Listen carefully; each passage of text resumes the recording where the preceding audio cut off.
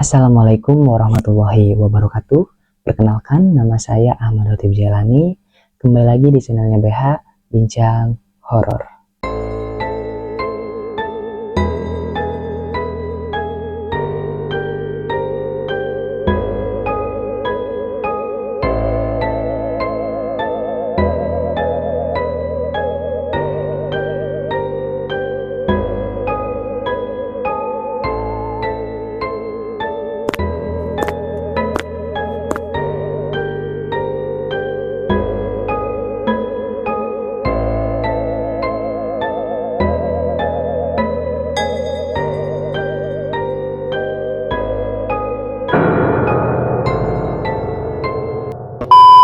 Oke, untuk kalian yang baru klik video ini, jangan lupa like, komen, dan share sebanyak-banyaknya agar kita jadi lebih semangat lagi dalam mengupload video atau menambah episode di Bincang Horor selanjutnya. Oke guys, kembali lagi di channelnya Bincang Horor. Sebelumnya kalian apa kabar? Semoga dalam keadaan baik ya guys. Dan mohon maaf beberapa hari ini kita nggak ada upload video karena ada kegiatan urgent yang nggak bisa ditinggalin guys. Nah, jadi video kali ini aku mau lanjutin cerita tentang Kak Sarah, tentang pesugihan di episode pertama. Nah, jadi aku mau lanjutin di episode keduanya ini. Oke, tanpa berlama-lama langsung saja masuk ke ceritanya. Oke, jadi di episode pertama itu kan ayahnya ini lagi melakukan ritual gitu kan. Sedangkan si Sarah ada di kamar bersama si Saras adiknya. Masih inget kan? Waktu itu kan si Pak Harto atau bapaknya si Sarah ini menyebutkan tuh nama anak yang bakalan ditumbalkan kepada si iblis ini. Kalian penasaran gak sih siapa anak yang ditumbalkan sama Pak Harto ini? Nah, ternyata anak yang ditumbalin sama Pak Harto itu adalah si Saras, adik bungsunya si Sarah, adik paling kecilnya. Sarah, Doni, Saras. Nah, jadi ternyata yang ditumbalin sama Pak Harto itu adalah si Saras. Mungkin dari kalian ada yang menyangka kalau misalkan yang bakalan ditumbalin itu adalah si Doni, karena si Doni dalam keadaan sakit dan lebih baik gitu menumbalkan si Doni yang lagi sakit daripada si Saras yang sehat gitu. Ternyata enggak guys, jadi yang ditumbalin itu adalah si Saras, adik bungsunya. Nah, ada alasan tertentu kenapa Pak Harto membalin si Saras ini. Jadi dari dulu Pak Harto ini saat ibunya melahirkan si Sarah, dia tuh lumayan agak kecewa karena yang dia inginkan sebenarnya adalah anak cowok. Tapi lahirlah Kak Sarah gitu kan. Cuman ayahnya ya tetap menyayangi si Sarah gitu, sebagaimana dia adalah anaknya si Pak Harto ini. Sampai akhirnya setelah nunggu setahun setelah lahirlah Kak Sarah, ibunya tuh kayak hamil lagi dan ternyata itu melahirkan si Doni, anak cowoknya ini. Dari situ perlakuan Pak Harto ini terhadap si Doni itu udah beda banget. Pokoknya kayak dia tuh kelihatan lebih sayang si Doni dibandingkan si Sarah dan si Saras adiknya. Nah, kalau misalkan Pak Harto lebih sayang ke si Doni, kenapa cuman si Sarah yang disekolahin kan? Si Doni itu ternyata sempat sekolah juga. Cuman waktu itu dia ngelihat kakaknya nangis di kamar. Waktu itu dia nyamperin kakaknya dan nanya kenapa Kak Sarah ini nangis gitu kan.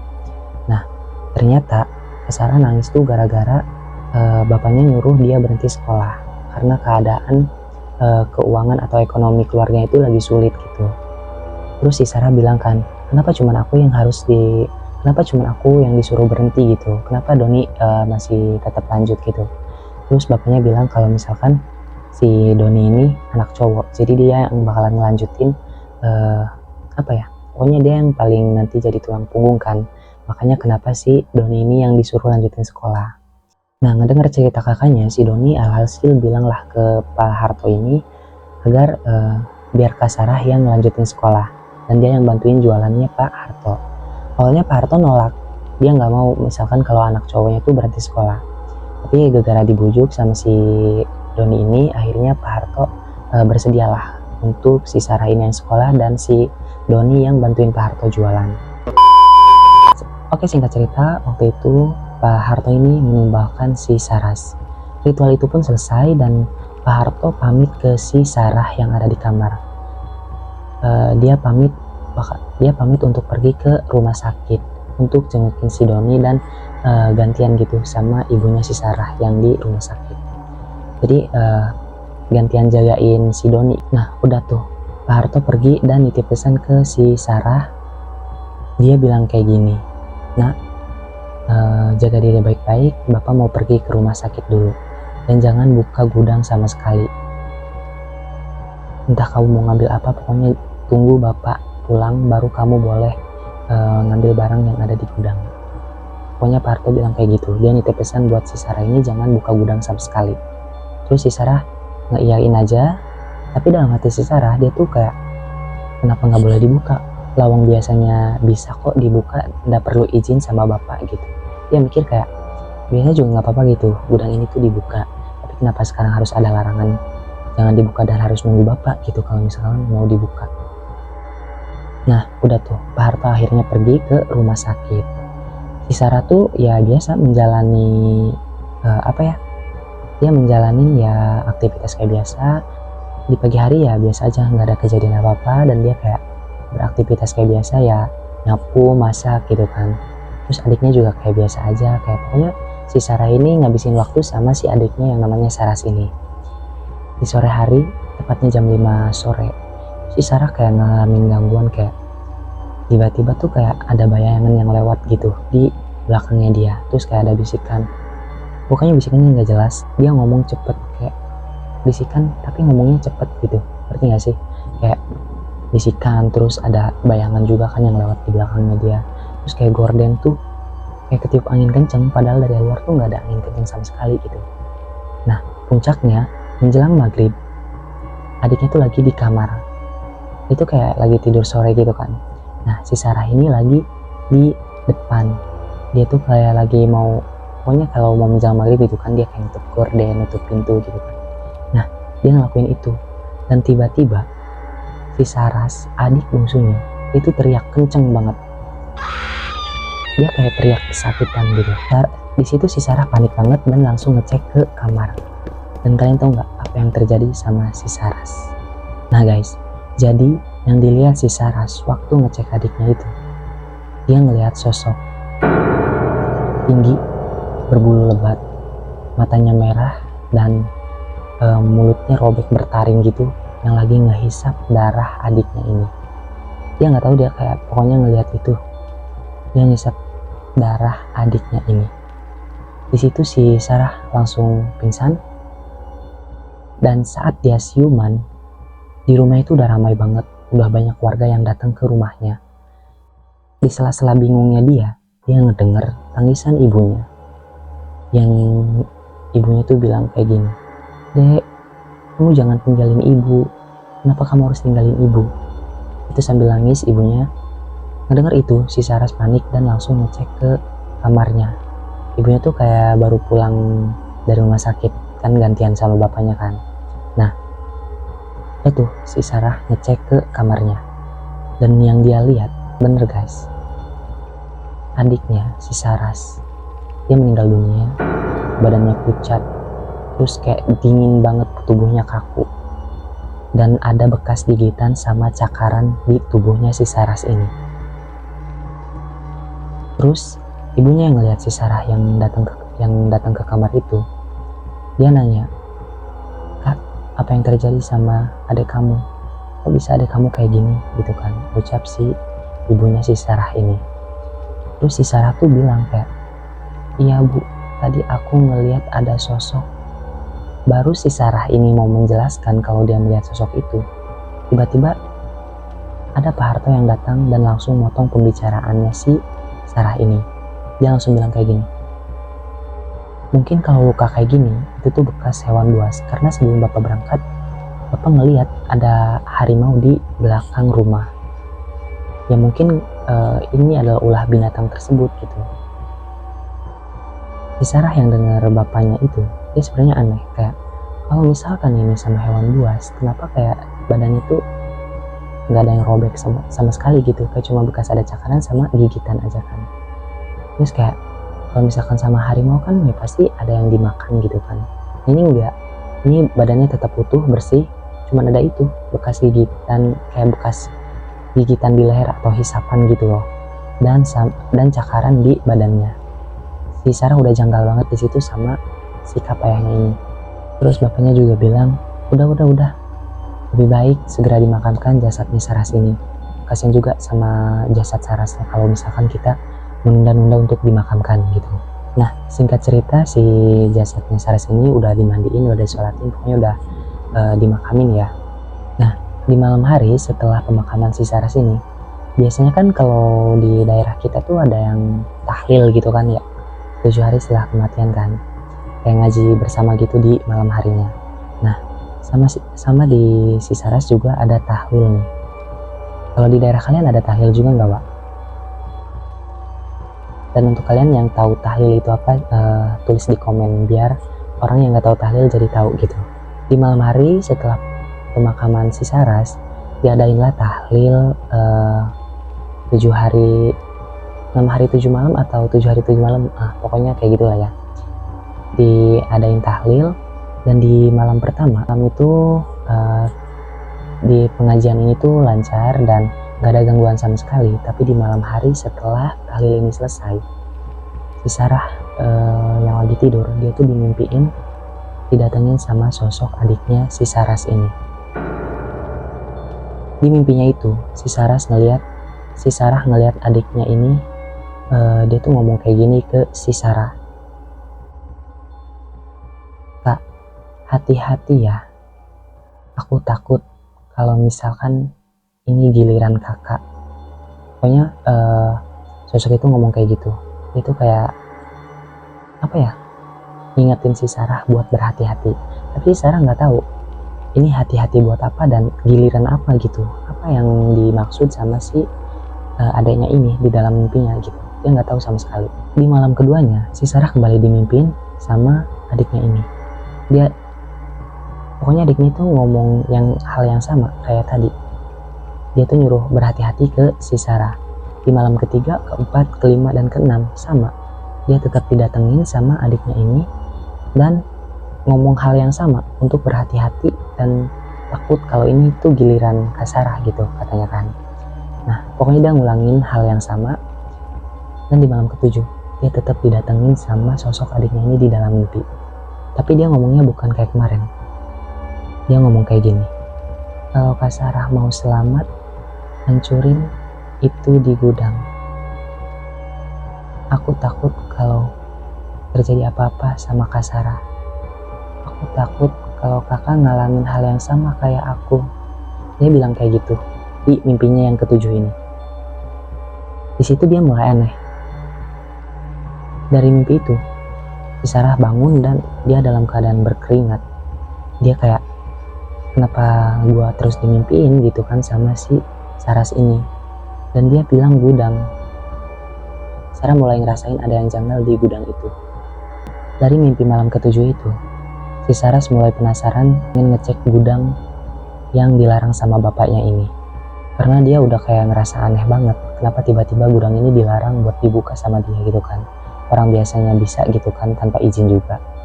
Apalagi dia dimimpiin sama adiknya Saras dan suruh ngehancurin sesuatu gitu yang ada di gudang ini. Dan membuat si Saras ini makin kayak yakin kalau misalkan gudang itu janggal gitu, ada hal lain gitu yang disembunyiin sama bapaknya di gudang ini. Dia juga ngerasa aneh sama bapaknya, padahal kan baru kayak adiknya tuh baru meninggal kayak 7 harian kan.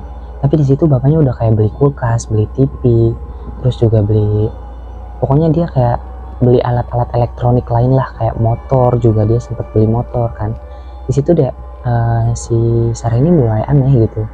Padahal kan bapaknya setelah kecelakaan si Don ini itu nggak pernah ada usaha lagi gitu.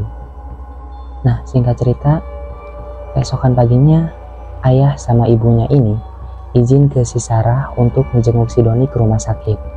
Alhasil di rumah itu tuh cuma si Sarah doang kan sendiri.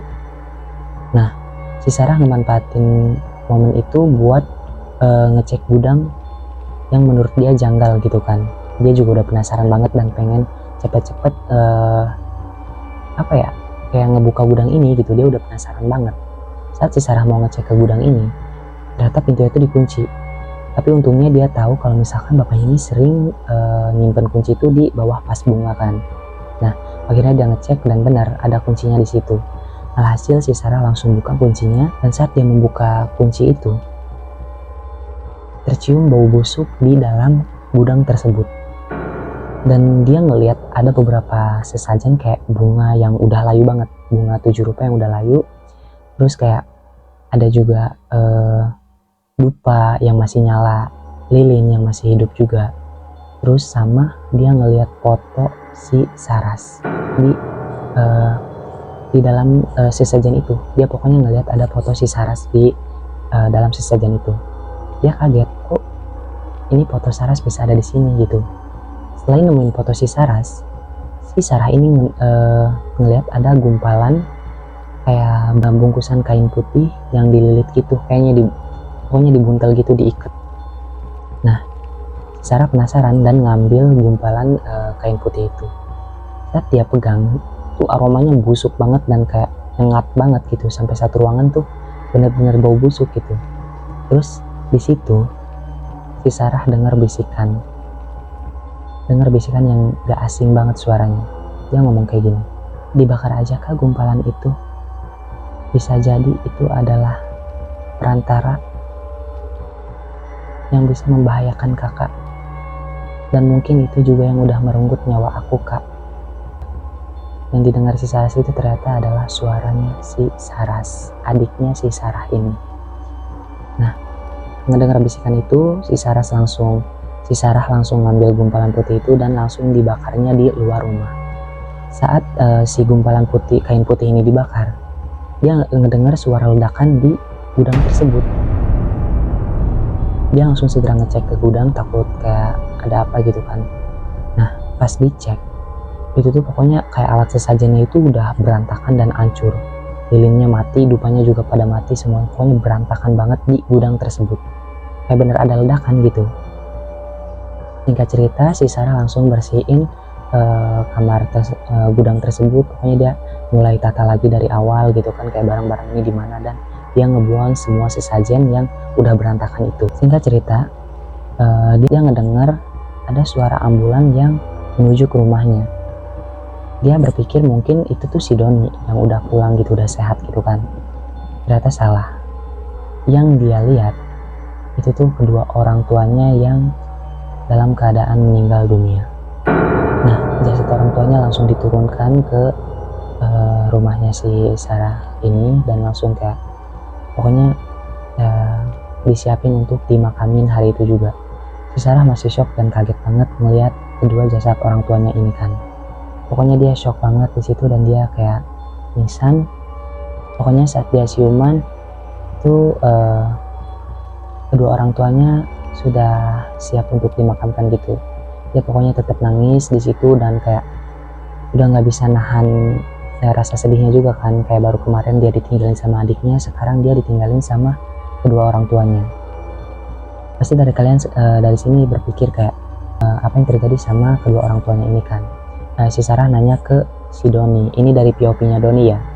Nah, jadi saat di rumah sakit, kedua orang tuanya itu kayak sempat ngejengukkan ke kamarnya si Doni, dan dia tuh kayak teriak-teriak kepanasan dan kedua orang tuanya ini muntah darah gitu. Setelah di situ kedua orang tuanya ini langsung tergeletak, dan saat diperiksa sama dokter itu tuh udah meninggal dan badannya langsung pucat, dan katanya ada banyak bekas cakaran dan juga gigitan di lehernya, sama kayak jasadnya si Saras waktu itu. Si Sarah nggak tahu itu ulah makhluk yang sama atau pokoknya nggak tahu penyebab pastinya kematian kedua orang tuanya ini. Tapi si Sarah ini menduga kalau misalkan ini tuh gara-gara dirinya yang membakar gumpalan kain putih itu. Nah, mungkin itu tuh emang perantara antara ayahnya sama si iblis ini untuk ngelakuin pesugihan dan menumbalkan anak-anaknya gitu. Makanya saat sesajen itu dibakar dan dihancurkan gitu, itu jadi kayak efeknya itu balik ke ayahnya gitu. Jadi ayahnya yang menjadi korban si iblis ini. Nah gimana guys ceritanya, epic banget kan. Kesal juga sama ayahnya yang dia rela nimbalin anak kandungnya sendiri buat ngedapetin kekayaan gitu. Terus kayak plot twistnya di sini, uh, gua aja yang baca kirain tuh ibunya tuh nggak ikut-ikutan buat pesugihan ini. Ternyata tuh ibunya yang udah ngenalin si Pak Harto ini ke temennya yang ngajakin ke dukun ini. Ternyata si ibunya yang ngenalin gitu dan ngajak Pak Harto ini buat ngelakuin pesugihan. Makanya itu kenapa ibunya juga ikutan meninggal dan muntah darah gitu kan. Ternyata dia emang terlibat dalam pesugihan ini. Ini tuh dari Kak Sarah ya. Nah kita doain aja untuk Kak Sarah ini agar tetap sehat dan selalu menjalani kehidupan dengan bahagia. Jadi cerita ini emang gak banyak part kejadian horornya, cuman kayak dari cerita itu menarik banget gitu, kayak miris banget gitu kan.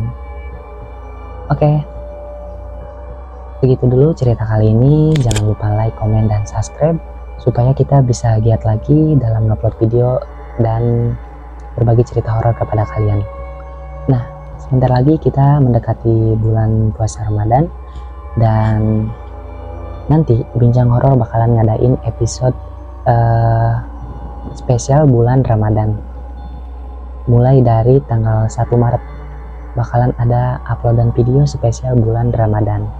Jadi ditunggu terus dan stay tune ke channelnya. Jangan lupa buat nyalain notifikasinya biar nanti kalau misalkan ada video baru itu langsung muncul di beranda kalian.